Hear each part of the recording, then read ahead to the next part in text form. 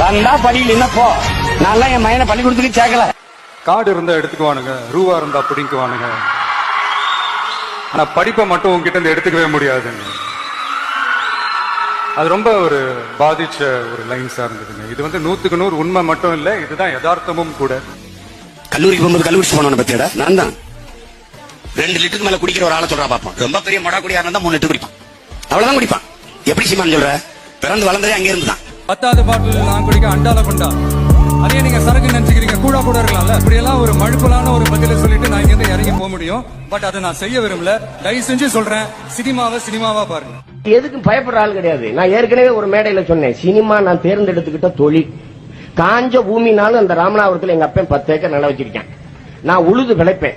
அதுவும் சரிப்பட்டு வரலையா கரிமூட்டம் போடுவேன், வெட்டி கரிமூட்டம் போட்டு பார்ப்பேன். சரியா வரலையா சாராயங்காட்சி பிழைப்பேன். நான் உங்களுக்கு